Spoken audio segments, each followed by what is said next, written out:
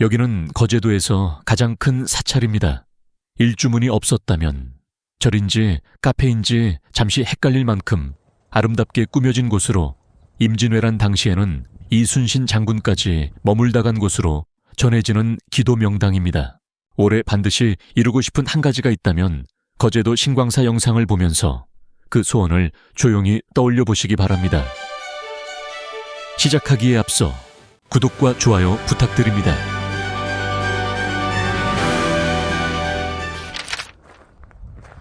신광사의 대웅전에는 무해정변지라는 글자가 있습니다.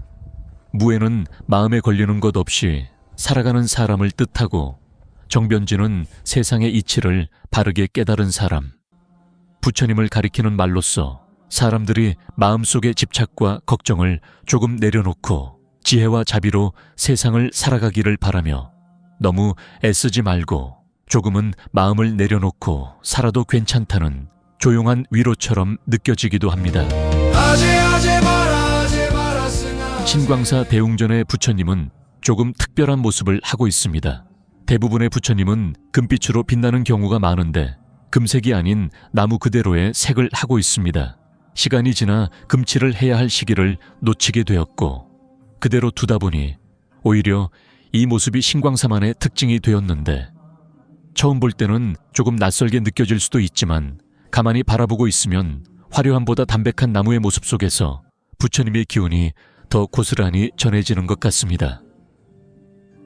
대웅전 안에는 이 세상에 오셔서 깨달음을 전하는 석가모니불과 극락세계를 이끄는 아미타불, 아픔과 병을 치유해주는 약사열애불이 모셔져 있으며, 그 곁에는 깊은 지혜를 상징하는 문수보살, 실천을 상징하는 보현보살, 중생의 고통을 들여다보는 자비의 관세음보살, 어둠 속에서도 중생을 끝까지 보살피는 지장보살이 함께 자리하고 있습니다. 철웅 대선사께서 모셔두셨던 부처님, 진신사리는 스님께서 입적하신 뒤에 많은 사람들이 함께 친견할 수 있도록 대중에게 공개하였습니다. 진신사리를 직접 친견하시고 소원 성취 이루시길 바랍니다. 지혜와 자비, 치유와 서원이 한자리에 모여있는 대웅전에는 눈에 보이지 않지만 사람들은 저마다의 사연을 안고 있습니다. 3번 넘어졌든 10번 넘어졌든 횟수가 중요한 것은 아닙니다. 중요한 것은 넘어졌다는 사실보다 넘어졌을 때 어떻게 마음을 잡는지입니다. 사람 사는 일은 원래 그렇습니다. 넘어지지 않는 사람은 없고 한 번도 흔들리지 않고 사는 사람도 없습니다. 바람이 아무리 불어도 바위처럼 중심을 지키듯 넘어져도 다시 일어나는 마음 하나면 충분합니다.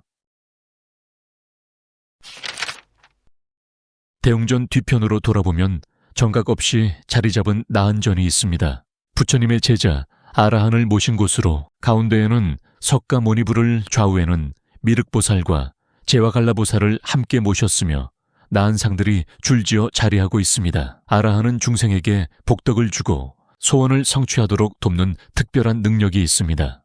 나한들을 자세히 바라보면 하나같이 표정도 다르고 모습도 다릅니다. 어떤 나한은 웃고 있고 어떤 나한은 깊은 생각에 잠긴 듯 보이며, 또 어떤 나한은 세상의 모든 일을 이미 알고 있는 듯 고요한 얼굴을 하고 있습니다.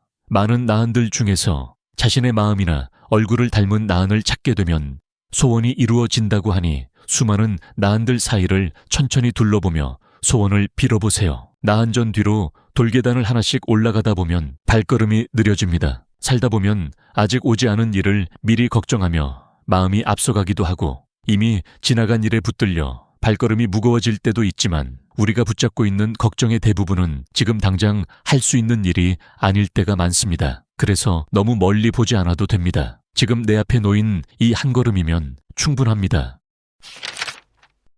계단 끝에서 만난 약사열애불은 병든 몸과 지친 마음을 어루만지며 중생의 고통을 덜어주는 부처님입니다. 약사열애 부처님께서 손바닥을 들어 올리고 있으며 두려워하지 말라, 걱정하지 말라는 뜻으로 중생을 보호해준다는 의미를 담고 있습니다. 머리 위에 갓을 쓴 모습에 한 가지 소원을 꼭 들어준다는 팔공산 갓바위 부처님을 떠올리며 자녀들의 학업과 앞날을 위해 기도를 올리는 모습도 볼 수 있습니다.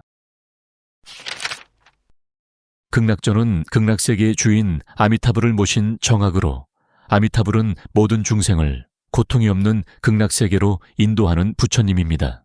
아미타불 앞에서는 많은 사람들이 살아가며 겪는 크고 작은 걱정들이나 마음속에 담아두었던 소망들, 그리고 가족의 건강과 평안을 바라는 간절한 마음으로 삶의 어려움이 잘 풀리기를 바라며 사랑하는 가족들이 늘 평안하고 건강하기를 빕니다.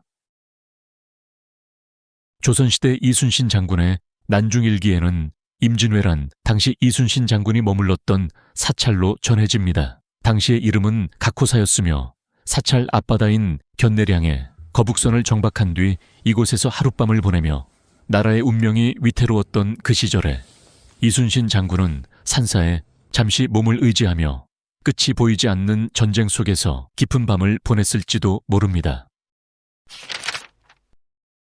명부전은 세상을 떠난 뒤의 세계, 저승의 관청을 말하며 가운데는 지장보살을, 좌우에는 도명존자와 무독기왕을 모시고 있습니다.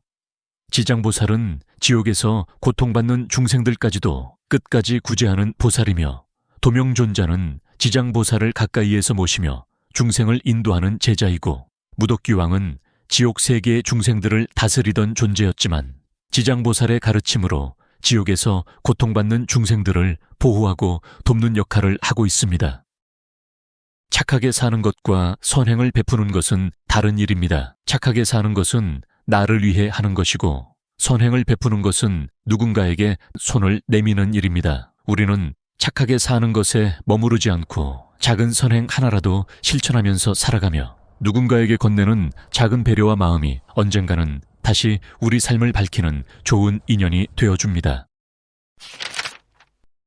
산신각에 모셔진 칠성탱화는 하늘의 별이 인간의 수명과 복덕을 관장한다고 믿어오면서 북두칠성을 상징하는 별을 신격화하여 표현하였으며, 하늘의 별처럼 오래도록 이어지기를 바라는 마음으로 무병장수와 자손의 건강과 가정의 평안을 기원하며 기도를 올립니다.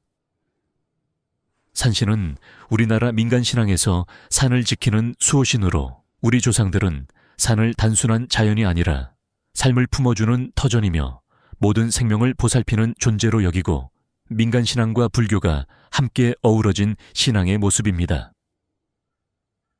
내 가슴에 못이 박히면 내가 깨닫고 뉘우치면 되지만, 남의 가슴에 못을 박는 말을 하고 나면 내가 참회하고 뉘우친다고 소멸되지 않습니다. 신광사는 그리 오래된 사찰은 아니지만 대한민국 3대 석불 가운데 하나로 꼽히는 귀한 불상을 만날 수 있는 사찰입니다.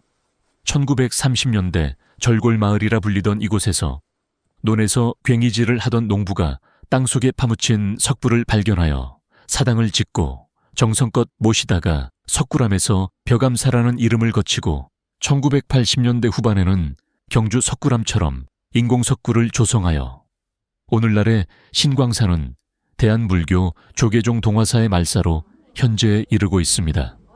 오량석조 열애좌상은 발견 당시 얼굴은 마모가 심해 이목구비를 확인할 수 없고, 목에는 번뇌, 업, 고통을 상징하는 삼도만 희미하게 남아있었지만 통일 신라 말기 또는 고려 초기 것으로 추정하고 유형문화재로 지정하였습니다. 경주 석굴암을 떠올리게 하는 석굴법당 안에 모셔진 오량석조 열애좌상은 예로부터 한 가지 소원을 들어주는 부처님으로도 알려져 있습니다. 지금 이 영상을 보고 계신 여러분께도 살아 숨쉬는 듯한 신광사의 기운이 전해지고 지친 마음이 잠시 쉬어가는 시간이 되었으면 합니다.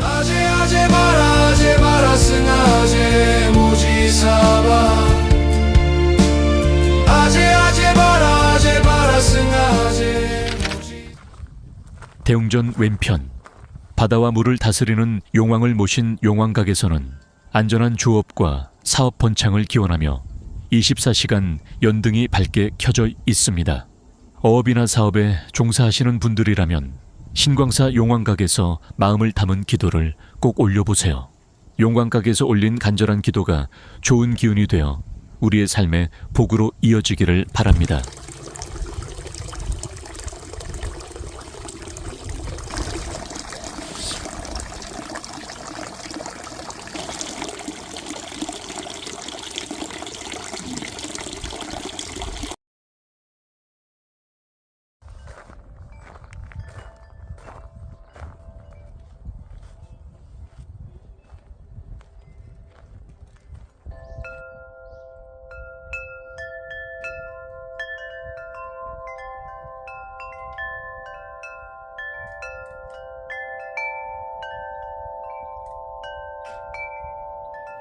의외로 많은 사람들이 잘 모르는 이야기가 하나 있습니다.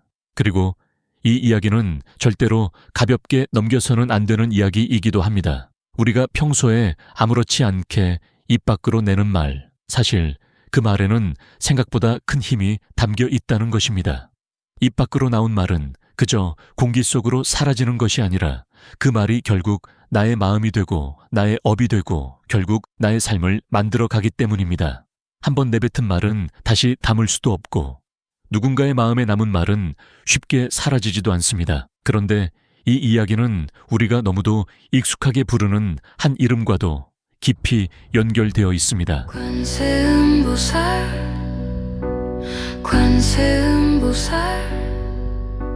힘들고 막막할 때 사람들은 관세음보살을 부르며 마음을 모으지만 의외로 많은 사람들이 이 이름 속에 담긴 진짜 의미를 잘 알지는 못하는 것 같습니다.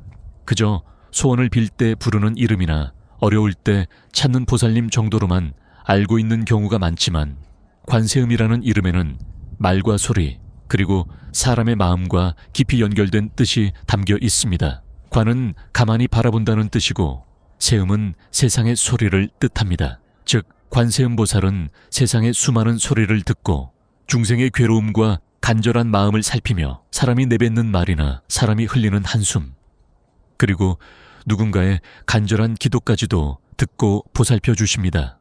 내가 내뱉은 그 말, 그 소리가 결국 내 미래를 만들고 지금 내가 살고 있는 현실 또한 어쩌면 그동안 내 입에서 나온 말들이 만들어낸 결과일지도 모릅니다. 그래서 내 입에서 나가는 부정적인 말과 거친 소리는 생각보다 우리의 삶에 큰 영향을 미칩니다. 이제는 나를 해치는 말이 아니라 괜찮다, 잘했다, 오늘도 고생했다, 나를 위하는 말로 하루의 일상을 조금씩 채워보세요. 처음에는 작은 변화처럼 느껴질지 모르지만 그 말들이 쌓이고 쌓여 삶의 복으로 돌아오기도 하고 간절히 바라던 소원이 이루어지는 길로 이어지기도 합니다.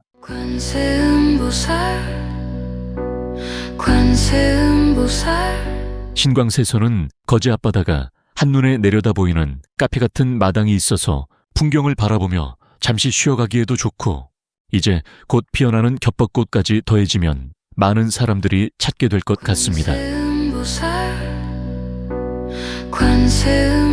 관세음보살이 모셔진 자리 앞에는 작은 연못이 있고 1층에는 연화정이라는 정자가 있는데 안으로 들어가 보면 실제로 카페가 있습니다.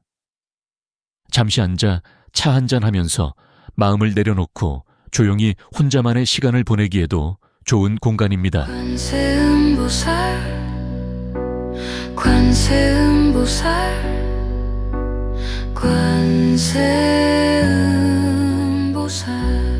가정에는 평안이 깃들고 하시는 일마다 원만하게 이루시며 사업은 번창하고 자녀의 학업도 순조로우며 가정의 크고 작은 일들이 하나씩 풀려가기를 바랍니다. 지금까지 묵묵히 버텨오신 시간들은 공덕이 되고 좋은 복이 머무는 날들이 많아지기를 바라겠습니다. 오늘도 끝까지 함께 해주셔서 감사합니다.